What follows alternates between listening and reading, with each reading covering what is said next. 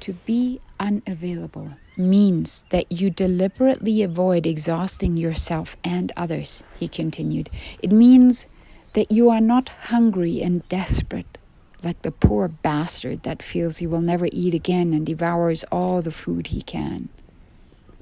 Don Juan was definitely hitting me below the belt. I laughed, and that seemed to please him. He touched my back lightly. A hunter knows he will lure game into his traps over and over again, so he doesn't worry. To worry is to become accessible, unwittingly accessible. And once you worry, you cling to anything out of desperation. And once you cling, you are bound to get exhausted or to exhaust whoever or whatever you are clinging to. I told him that in my day-to-day life it was inconceivable to be inaccessible. My point was that in order to function, I had to be within reach of everyone that had something to do with me. I've told you already that to be inaccessible does not mean to hide or to be secretive, he said calmly. It doesn't mean that you cannot deal with people either. A hunter uses his world sparingly and with tenderness, regardless of whether the world might be things or plants or animals or people or power. A hunter deals intimately with his world, and yet he is inaccessible to that same world.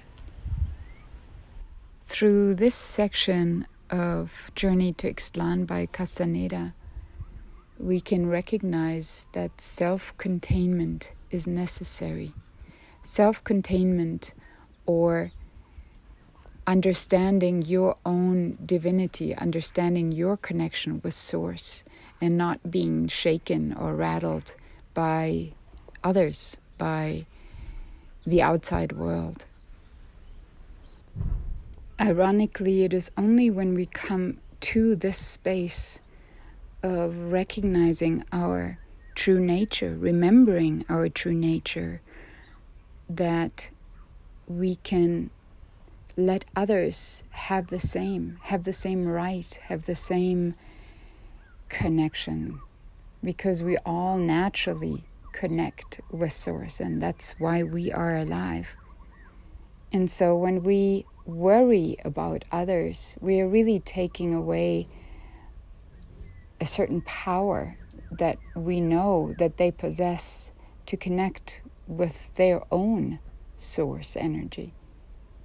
And when we worry about ourselves, it is then that we really come away from our own connection.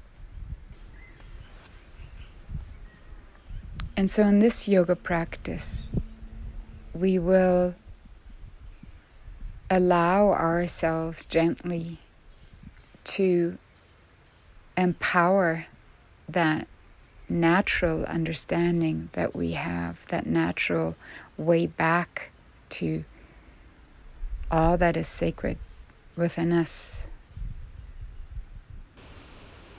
So if you're ready for yoga, grab your mat and come into a kneeling position.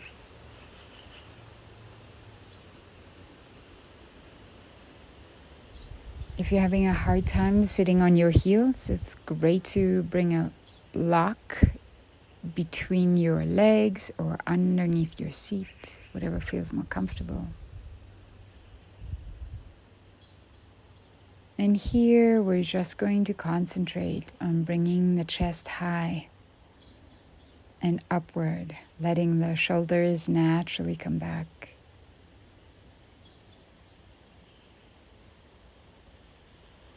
Letting the spine curve naturally inward as the chest tips up.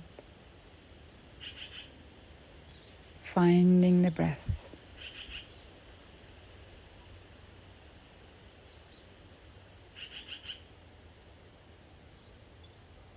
Becoming aware of the heart space.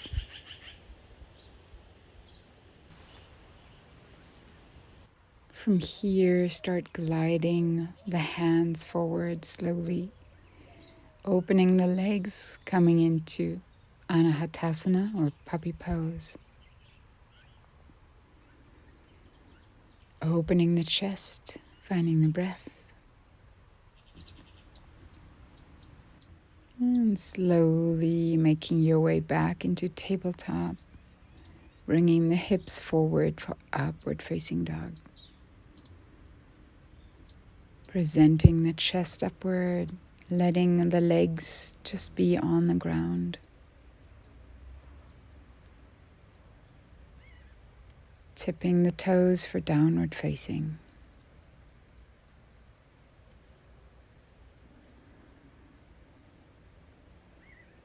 Finding the breath, bringing the breath toward the heart space here.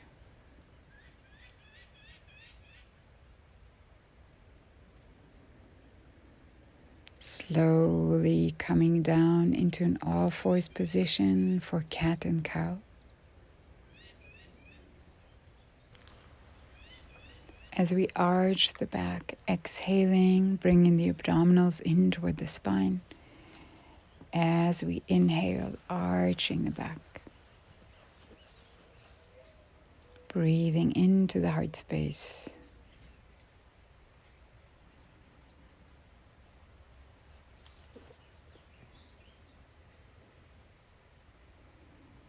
From here, when you're ready, going to extend the right leg back.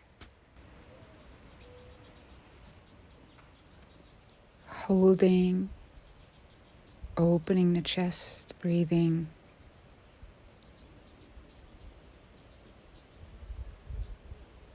And then bringing the knee in between the hands in front. Pushing out the foot for pigeon pose. Holding, trusting the body, finding the breath here.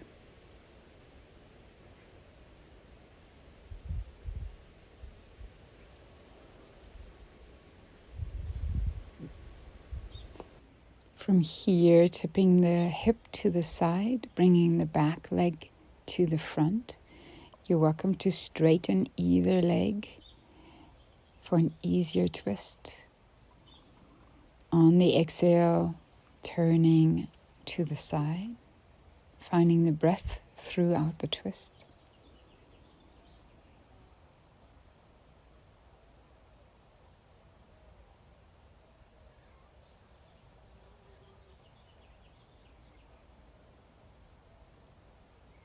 And then bringing both knees to the side. Slowly coming back into an all-fours position.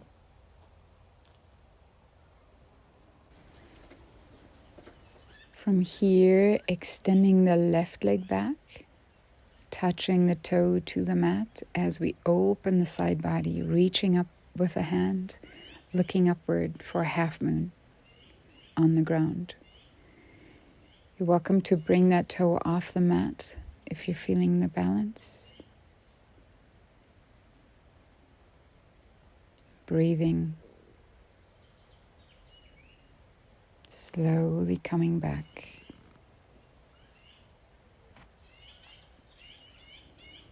From here, let's come back into a kneeling position.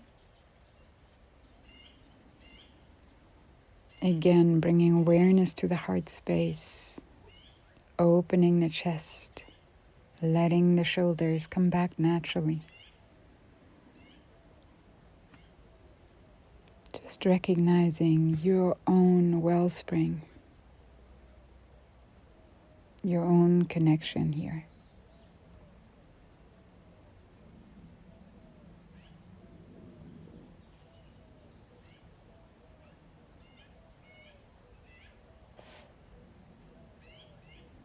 From here, sliding the hands forward, opening the legs, again for puppy pose, anahatasana, lifting the hips, bringing the chest to the mat, letting the arms off the ground, finding the breath.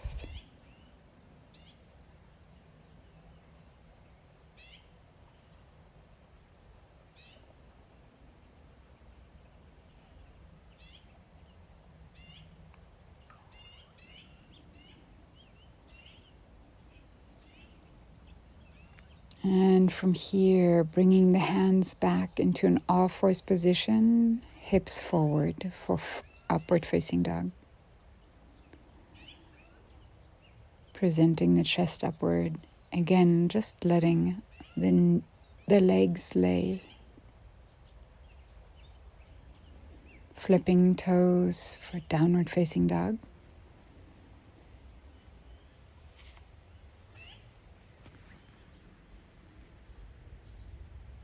Again, breathing into the heart space.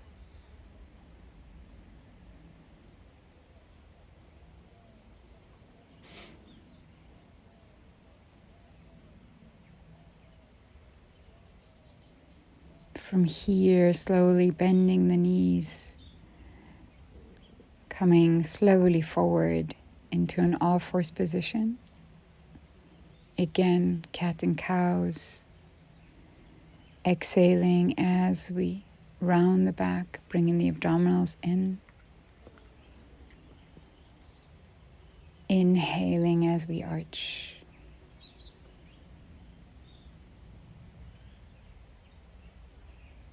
Finding that rhythmic breath. Extending the left leg out behind.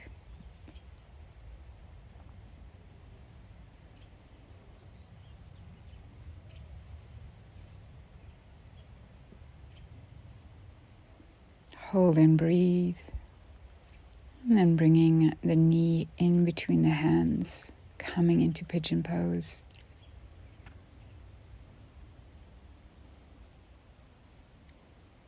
Trusting the body, finding the breath.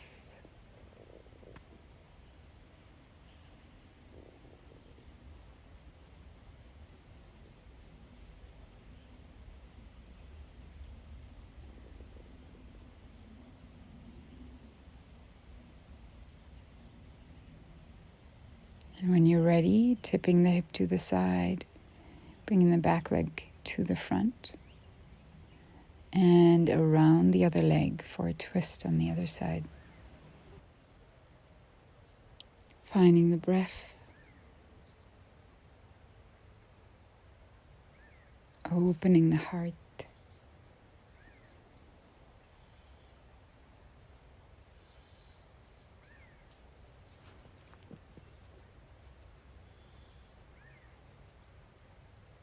And from here, bringing the knees together, coming into an all-fours.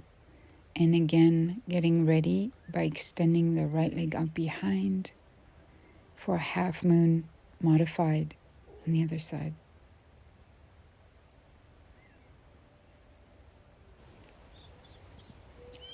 See if you can hold this position for a moment, looking upward, detaching yourself.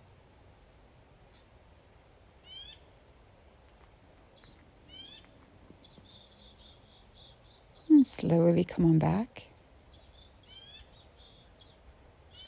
Coming back into cat and cow. Inhaling as we arch. Exhaling as we round the back.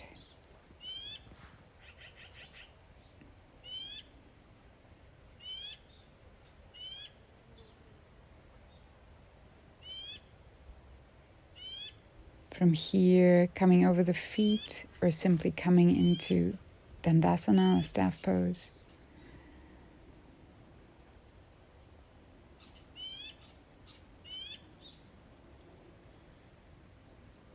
And when you're ready, extending the hands behind, fingers pointing toward the back of the mat, pointing the toes, and coming into a reverse plank.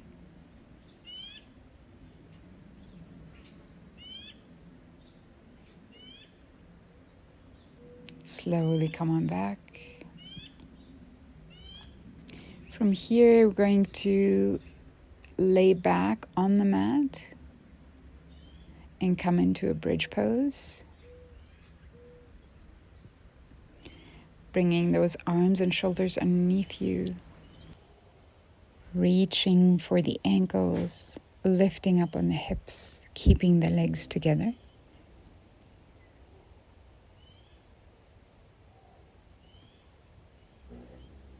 Hold and breathe.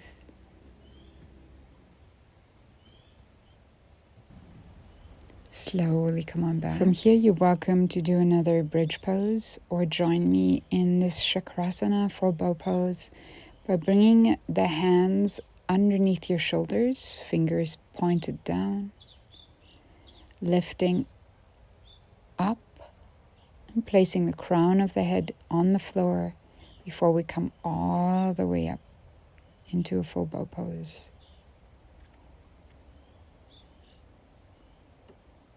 Finding the breath. Letting the heart open naturally.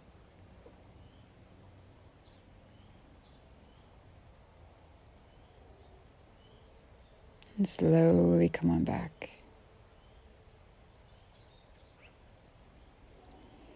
From here, coming into a happy baby, reaching for those big toes.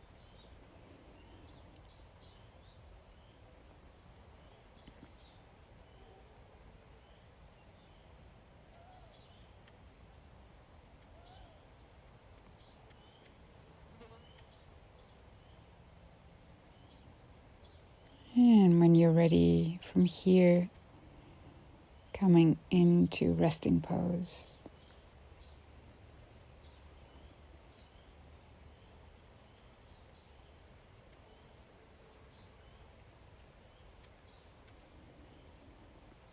Just letting the body connect with the ground, finding the breath.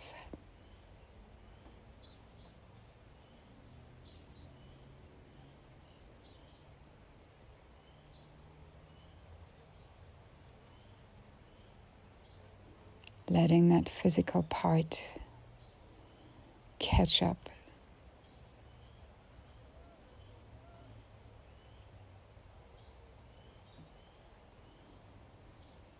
Just visualizing the heart space, the vibrant colors here, opening up, expanding,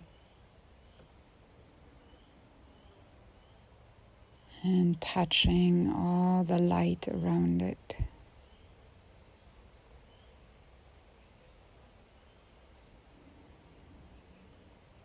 You're welcome to place your palms over your eyes.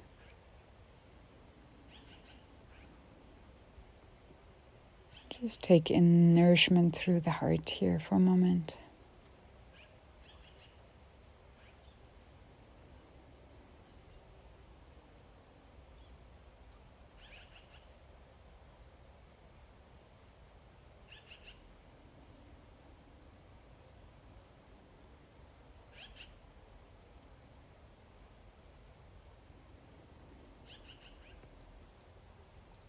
When you're ready, coming into a side sleeping position.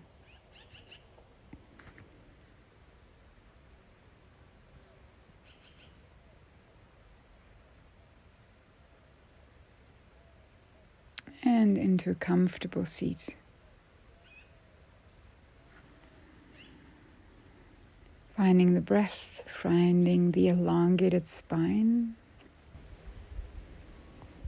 From here, we're going to come into a spiritual heart mudra by crossing the wrists and connecting the little fingers, ring fingers, middle fingers, and then making circles with the thumb and the pointer fingers, turning everything around so that the circles are facing you. This mudra engages the realization that truly we are all one. And so as you connect with your sacredness, with your divinity, recognizing the divinity of all and everything else around you.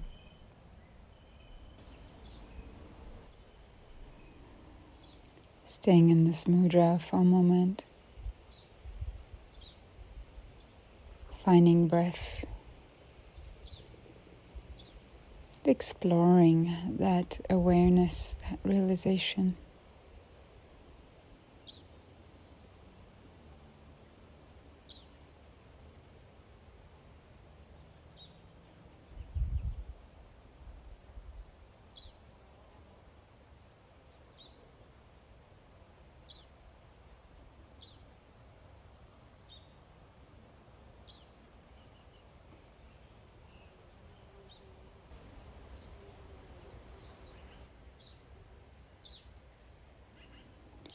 Recognizing the nourishment and the light that's coming through those holes that you're making with thumb and forefinger. And letting that nourish the heart space. Breathing it in.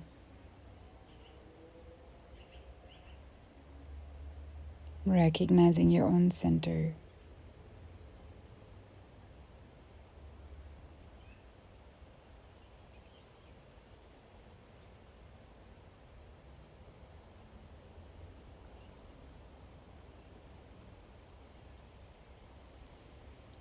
And from here, coming into Anjali Mudra, prayer pose.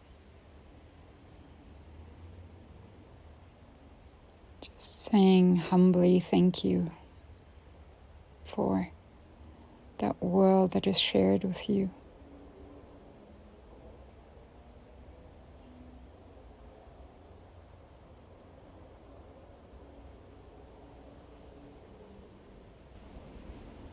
Thank you for joining me. I hope you have a wonderful rest of your week.